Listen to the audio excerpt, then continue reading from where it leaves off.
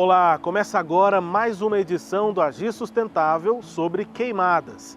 Depois de detalhar as causas e a fiscalização dos incêndios florestais e urbanos, hoje a gente fala sobre os impactos do fogo e da fumaça para o meio ambiente e para a nossa saúde.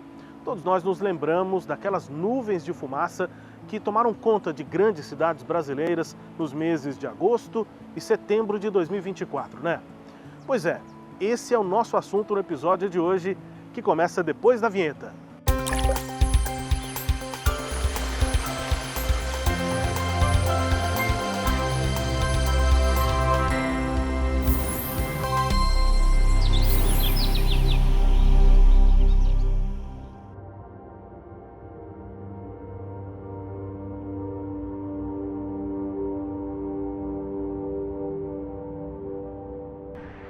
Essa cena triste acontece ano após ano e nós, brasileiros, acabamos nos acostumando com esse tipo de imagem, banalizando os estragos que são causados. Mas isso não deve acontecer, a gente precisa continuar se assustando com essa destruição. A gente parece até que está em outro planeta, né? Não tem verde, não tem água, fica só mesmo esse cenário destruído. E as consequências são ainda piores do que numa área como essa aqui de pastagem, quando a queimada, o incêndio acontece em florestas como no Pantanal ou na Amazônia. E o cenário é ainda mais dramático para as pessoas que moram nesses locais.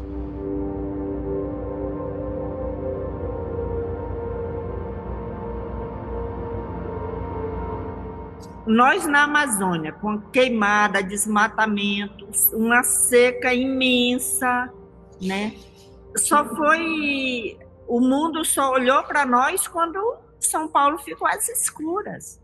E isso sempre se repete, sabe? Se você vê no ano anterior, não me lembro se foi 2020 ou 2019, que São Paulo ficou escuro por causa das queimadas em pleno dia.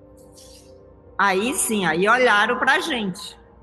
Só que a gente está sofrendo as consequências do agronegócio há anos. Há anos que nós estamos, né, ficamos debaixo de fumaça, que nós estamos sofrendo a situação do fogo, que a biodiversidade está sendo destruída, mas parece que só olham para a gente quando isso afeta o sul-sudeste.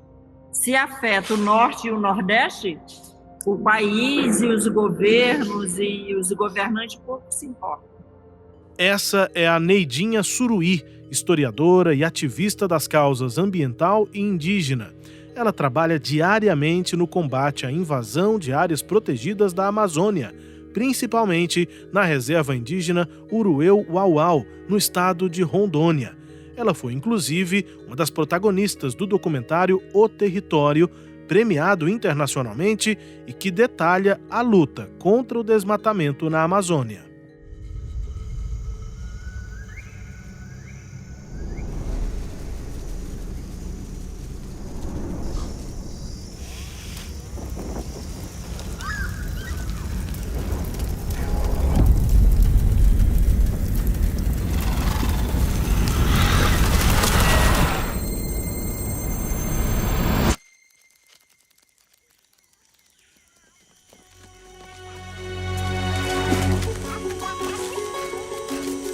A floresta, os rios, é a nossa casa,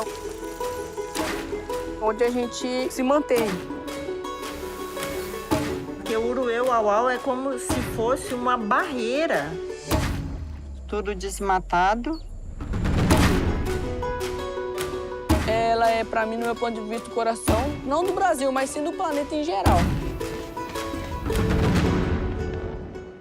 A Neidinha conta que a situação atual é de aumento das invasões a terras que deveriam ser preservadas e critica o cenário político que incentiva a degradação. Aprovar essa lei do marco temporal é um incentivo às invasões, à grilagem de terra, à expulsão dos indígenas. E aí a gente sentiu muito isso na pele, né? A gente sentiu porque as invasões elas foram aumentando. Embora tenha a fiscalização, que não é muita, né? É pouca a fiscalização, até porque a FUNAI e o Ministério dos Povos Indígenas não têm um orçamento adequado, né? Então, o que a gente viu que melhorou pouquíssimo para a gente, pouquíssimo. E aí, com a seca, a gente tem um problema maior ainda, porque o enroçado, eles deixaram de produzir. Diante do cenário de constante ameaça, o fogo e a fumaça são problemas constantes na região norte. É como, por exemplo, eu não fumo, mas é como se eu, uma pessoa que não sou fumante, tivesse fumado vários cigarros, sabe? Porque isso entra nos pulmões.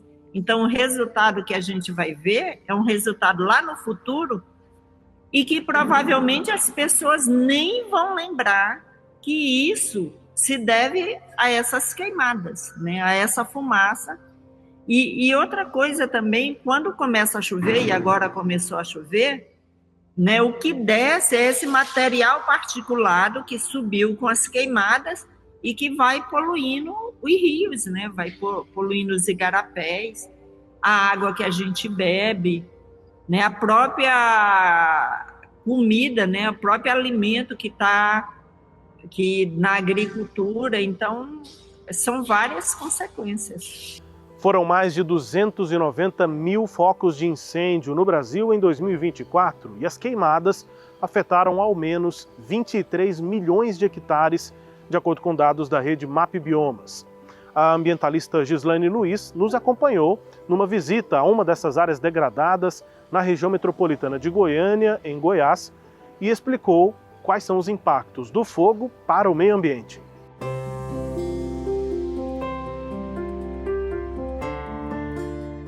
É normal quando você vê uma grande área sendo queimada na Amazônia, você gradativamente você tem depois a entrada do pasto, né? E é uma ilusão porque o solo da Amazônia ele é sustentado, né, pela própria vegetação. Sem a vegetação, aquele solo ele fica totalmente inóspito. Ele não é um solo rico em nutrientes. Os seus nutrientes ficam apenas na camada superficial, que é alimentado pela própria vegetação, né? Então, sem a vegetação, esses nutrientes logo eles se vão, né? Pela própria água da chuva, eles se perdem e daí depois vocês têm um solo completamente improdutivo. Isso se tratando de Amazônia. E aí eu queria passar para essa parte das consequências, né? O que o fogo causa para o meio ambiente, né? Especificamente para a fauna, para a flora também. Nós temos vários, é um leque, as consequências do fogo. Primeiro eu tenho que contabilizar, colocar em questão que o fogo ele vai estar influenciando na liberação de dióxido de carbono, ou seja, carbono no efeito estufa, para a atmosfera. Vai estar aquecendo essa minha atmosfera. Além de liberar CO2, aquecer a atmosfera, libera ainda material particulado para a atmosfera. Então, a atmosfera, nesses três campos, ela tem as suas consequências, né? E daí isso depois vai repercutir em questão de padrão de chuva, vai repercutir na questão do aquecimento, enfim, eu tenho alguns retornos depois para a própria sociedade em função dessa alteração da atmosfera pela queimada. Esse é um viés. Eu tenho um outro viés que é o solo. Sobre a queimada, eu tenho um autoaquecimento do solo. E como consequência imediata para o solo, a gente chama de comportamento hidromecânico do solo, né? Eu altero a umidade e a concentração de ar nesse solo. E outra questão é a própria flora, a vegetação. Quando eu tenho um fogo natural, a vegetação por si só ela se renova. Mas quando eu tenho um fogo colocado, o ambiente, isso falando de cerrado, ele perde a sua capacidade de regenerar algumas espécies. Então eu tenho perda da flora também, né? Então fauna e flora afetados. Agora, uma outra consequência para a própria população, né? A população que mora, que reside nessas áreas, elas são afetadas, né? Muitas delas podem estar utilizando aquela área para subsistência, né? Para atividade de subsistência, e ela perde aquela atividade, né? E aí, sempre falando da população mais vulnerável economicamente e socialmente. Esses impactos sociais, no entanto, não ficaram restritos à área onde as queimadas aconteceram. Neste ano, grandes cidades foram tomadas pela fumaça causada pelo fogo que vem de perto, mas também de outros estados. A poluição foi transportada pelos chamados rios voadores. Então aqui a gente tem o globo terrestre, né? Aqui na base o Polo Sul, a Antártica, e aqui temos a América do Sul. Então o Brasil está nessa região aqui que eu estou contornando. A gente vê que boa parte do Brasil está limpo. Esses brancos mais brilhantes são nuvens, né? Então boa parte aqui do interior do Brasil sem nuvens. E tem uma boa parte aqui misturada com essas nuvens brancas, uns tons de cinza, que são de fumaça. Aqui na Bolívia, Mato Grosso do Sul, pegando parte da região sul, a gente vê também o esbranquiçado aqui no sudeste, São Paulo, Minas. Justamente por conta desse movimento dos rios voadores que a gente estava comentando. Então, o ar vem aqui do Oceano Atlântico, entra pelo Nordeste, entra pelo Norte do Brasil, faz a curva aqui, encontra o Paredão dos Andes está aqui, então esse bate aqui, desvia e acelera o sul. Quando vem uma frente fria, a frente fria empurra esse jato de vento mais para o sudeste, né? Então, ó, ele está indo para o sul, vem a frente fria e empurra ele mais para cá. A gente teve frente fria no começo dessa semana e trouxe mais fumaça aqui para o sudeste. Já estava começando a melhorar essa concentração de fumaça, que é composta por muitas partículas de poeira, partículas pequenas. São chamadas partículas inaláveis. O especialista do Centro Nacional de Monitoramento e Alertas de Desastres Naturais ainda detalha que os rios voadores e os fatores do clima fizeram de 2024 o ano mais seco e com o maior número de queimadas de que se tem registro no Brasil. Porque ele era usado para mostrar o transporte de umidade, favorecendo as chuvas no sul, no sudeste, e responsável, inclusive, por extremos de chuva, como aquele que a gente viu no Rio Grande do Sul em maio desse ano. Aquela grande tragédia teve contribuição desses rios voadores. Então, eles levam umidade. Se eles funcionarem em excesso, tem excesso de chuva. Se eles funcionarem menos do que o normal, vai ter falta de chuva. E eles, esse ano, a gente está tendo a maior seca da história do país, num estudo que foi feito pelo CEMADEM, pegando dados de chuva e evapotranspiração, desde 1950.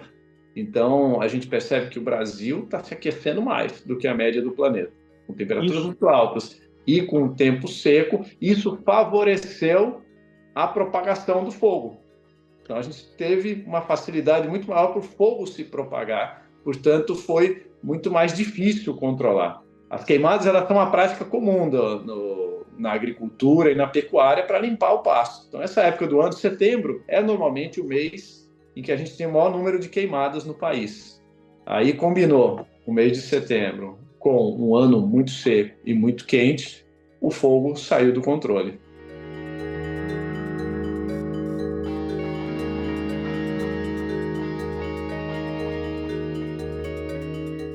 O aumento das queimadas e o fenômeno dos rios voadores levando fumaça causaram impactos profundos para a saúde das pessoas em todas as regiões do Brasil.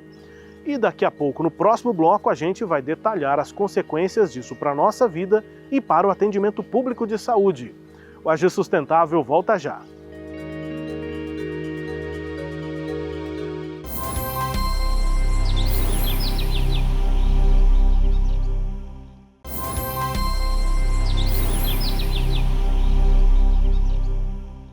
A exposição à fumaça, às chamadas partículas inaláveis e aos gases tóxicos aumenta o risco de várias doenças respiratórias e até cardiovasculares, e as queimadas causaram também uma crise de saúde pública no Brasil. Mas quem nos conta essa história é o repórter Johan Germano. Nos meses mais quentes e secos do ano em Goiânia, quando a qualidade do ar praticamente não existe em razão da falta de umidade e da fumaça dos incêndios, é assim, no quintal de casa, que a dona Lúcia tenta encontrar um pouco de conforto.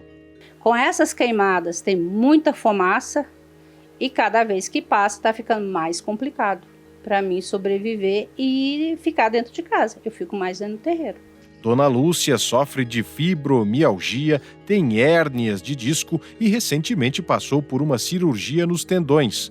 Há 20 anos precisa da cadeira de rodas para se locomover. A fumaça das queimadas, que atingiu Goiânia no último mês de setembro, piora as condições de saúde dela, o que também compromete a recuperação. É na cadeira de roda, entendeu?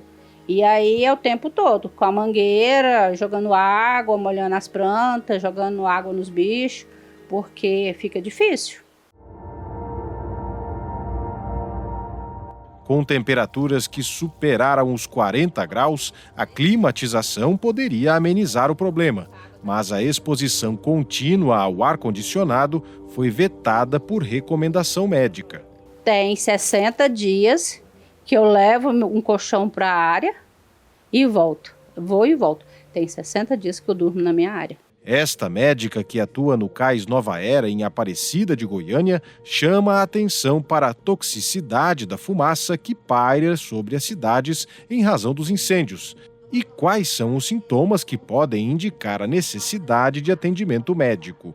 Rouquidão, tosse seca, hiperemia dos olhos, falta de ar também, que é a dispneia, tá? E o cansaço. Essas pessoas chegam à nossa unidade, principalmente os alvos que são mais acometidos acima de 65 anos e as crianças até 5 anos de idade. Nas crianças até 5 anos de idade, as bronquites, os processos inflamatórios em gerais, e os idosos já são as doenças mais crônicas, as DPOCs, os processos de asma, mas fica exacerbada no momento dessas queimadas. E por que crianças e idosos como a Dona Lúcia são os mais acometidos pela fumaça? As crianças, principalmente por causa da formação mesmo. Eles estão maturando o pulmão, ainda estão criando a imunidade, as vacinas ainda têm que estar tomando, né? E os idosos, porque eles já estão com imunidade menores, têm mais comorbidades, é hipertenso, diabético, já estão no grupos de alto riscos ali. Então, os idosos são por causa disso e as crianças por causa da maturação dos seus pulmões mesmo. Quem sofre de doenças crônicas também requer atenção especial no período de seca, quando há maior incidência de queimadas. O quadro mais importante é o do asmático, principalmente porque eles não respondem ao tratamento aqui na hora que a gente atende eles podem vir a vir a uma intubação, porque eles fazem muita síndrome de respiratória aguda, que a gente fala do pulmão de Sara, porque eles já têm um quadro mais respiratório, mais inflamatório, muito mais exacerbado. Então, eles nos procuram com mais dificuldade mesmo, que a gente chama de asma exacerbada. Em 2024, nas últimas 2 semanas de agosto, foi constatado um aumento significativo do número de atendimentos por náuseas e vômitos causados pela fumaça das queimadas, em comparação com a média histórica desde 2022. Goiás esteve entre os estados mais afetados, atrás apenas do Mato Grosso, Distrito Federal e Tocantins. Nós vamos ter cada vez mais esses eventos mais extremos. Então, é muito importante que a gente faça precauções que nós pudermos, né? E também vamos ter que adaptar os nossos serviços de saúde para incorporar também atendimentos nesses períodos, né? Para que a gente possa ampliar, melhorar o atendimento. Nós estamos aqui no Ministério da Saúde, criamos desde julho, né, a Sala Nacional de Emergências Climáticas, e nós estamos monitorando junto com os estados e os municípios diariamente se tem aumento de atendimento, o que está acontecendo, se nós precisamos enviar, né, se precisaríamos, ou se precisamos enviar alguma ajuda a mais, né, numa excepcionalidade, dos serviços estarem pressionados. Isso não está acontecendo agora em Goiás, a gente não está identificando isso, né, no estado. Nós estamos monitorando aí junto com o estado e os municípios, mas o Ministério da Saúde está atento e trabalhando, né, com o estado e os municípios para que, no momento que a gente identificar que tenha, né, algum problema, né, o estado vai nos avisar e o município para que a gente possa aí ajudar. O painel Vigiar do Ministério da Saúde, que monitora a qualidade do ar, aponta que só entre os anos de 2019 e 2021, mais de 326 mil pessoas morreram em decorrência da poluição. Destas, 110 mil por doenças do aparelho respiratório e outras 8 mil por câncer de pulmão. Então, é super importante, quando você sair, se você puder, né, usar uma máscara, usar uma barreira de proteção, né, entre o ar que você está respirando e o que tá entrando nas vias aéreas. Então, é importante ter essa barreira, né, uma máscara. Se puder ser uma máscara mais filtrante, né, uma máscara cirúrgica, uma máscara que tem uma proteção facial maior, melhor, se não mesmo uma máscara de tecido que possa ali ajudar nessa filtração do ar, já vai ajudando. Então, a gente também orienta isso, principalmente aquelas pessoas que estão mais próximas, né, dessas regiões onde a fumaça está mais intensa. Segundo a Organização Mundial de Saúde, a poluição do ar causa a morte de 50 mil pessoas por ano no planeta. Para a população, o melhor remédio ainda é a conscientização. Falta de consciência. E sem pensar no próximo. Porque se eu tenho a minha idade agora, estou passando por isso, o que vai ser daqui 10, 15 anos com as pessoas que estão vindo, as crianças que estão vindo? Eles vão ficar o quê? A gente vai morrer no seco.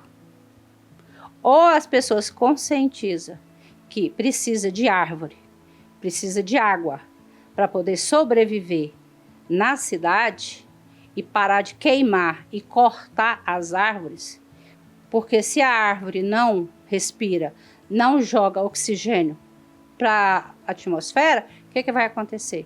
Vai ficar cada vez mais seco.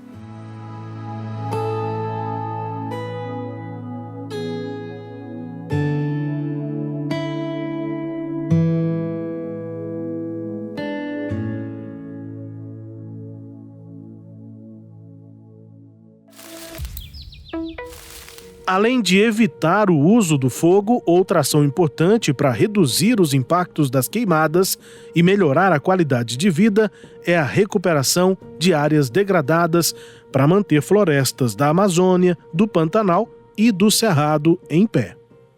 Um exemplo de ações depois da queimada para reflorestamento, recuperação de matas nativas, acontece aqui no Parque Altamiro de Moura Pacheco, que é uma área de preservação permanente, mas que muito comumente pega fogo nos tempos de seca no Cerrado. A gente vai conhecer essas ações que têm técnicas diferentes para a recuperação depois do fogo. Vem com a gente!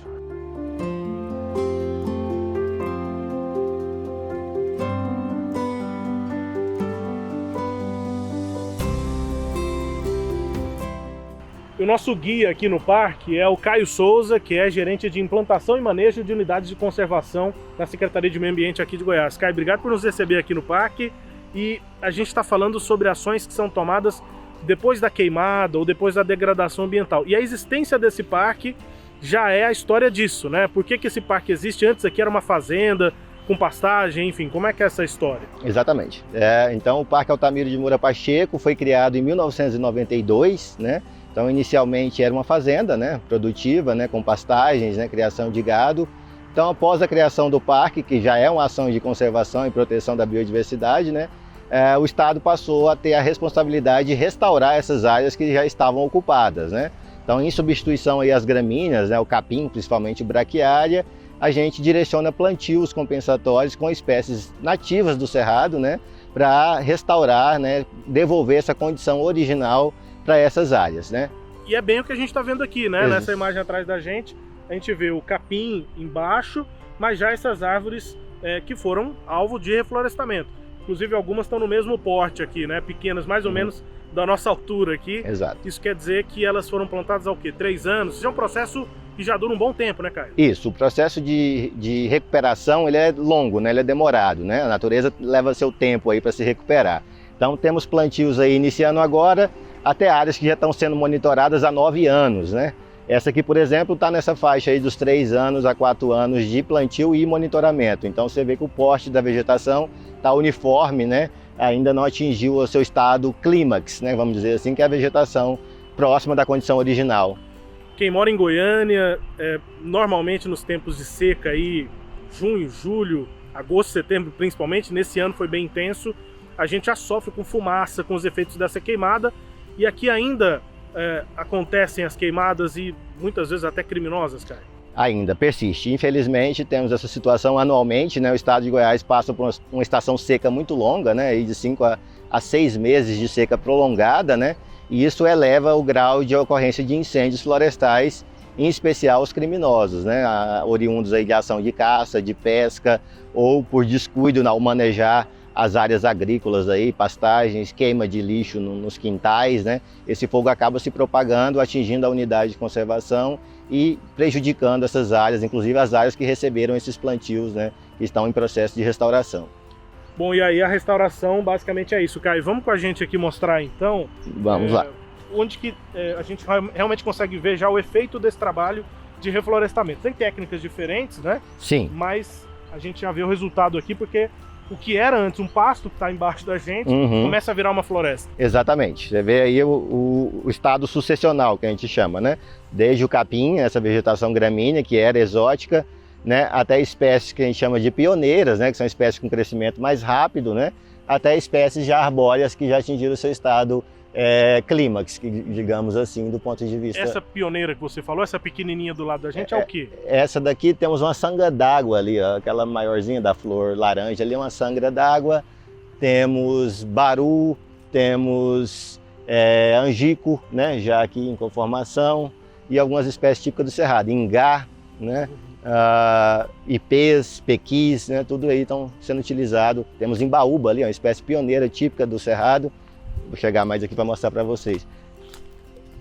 Essa é uma embaúba, uma espécie pioneira, né, típica do bioma cerrado. São as primeiras que regeneram, né, que crescem aí quando a gente entra com esses plantios. Bom, Caio, e aí, só para a gente finalizar, né, esse trabalho ele vai acontecendo para depois a gente ter uma recuperação dessa mata e até o risco de queimada ficar menor. Exatamente. Mas nesse momento aqui a gente está ouvindo as cigarras, né? Isso quer dizer que a chuva já chegou nesse ano. Que tipo de trabalho e qual é o efeito disso a médio e longo prazo, para que talvez no ano que vem a gente tenha menos queimadas? A principal intenção do reflorestamento é acabar com essa biomassa de capim. Isso é combustível para os incêndios florestais, né? Então, quanto mais a vegetação cresce, atinge o porte arbóreo aí, né, ela causa um sombreamento e vai eliminando aos poucos essa camada de capim, né, e consequentemente diminuindo a biomassa e diminuindo a incidência dos incêndios, a intensidade dos incêndios, né, florestais, e causando menos prejuízo aí para a floresta, né. É um trabalho contínuo, conta também com parcerias, né? Tem empresas que também participam disso e ele continua acontecendo. É um trabalho contínuo, a longo prazo, né? Restauração, como eu disse, é um processo longo, né? Para atingir o estado clímax aí a gente pode levar até 20 anos, né? Dependendo das condições climáticas. Então a gente conta com parceiros, né? Empresas que devem compensações florestais, né? Por desmatamento ou por compensação de dano ambiental. Então a compensação é direcionada na forma de plantios, como a gente está vendo aqui agora. Caio, obrigado por atender a gente, por nos receber aqui no parque. Um bom trabalho para você, não só nessa, mas nas outras 23 unidades de conservação do estado. 24 unidades, todo, né? 24 unidades ao todo no estado, né? São 13 parques e temos frente de trabalho em sua maioria aí, tentando devolver, né, a floresta à sua condição próxima do original.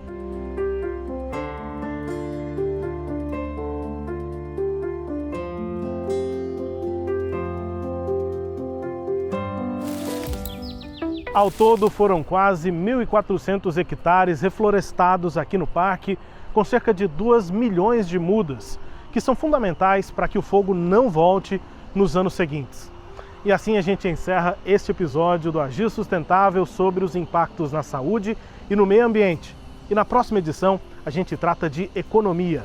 Quais são os prejuízos causados para os fazendeiros, mas para o país com tanto fogo que assolou o Brasil em 2024? E ainda, quais são as alternativas de produção mais sustentável? Eu te espero no nosso próximo encontro. Tchau!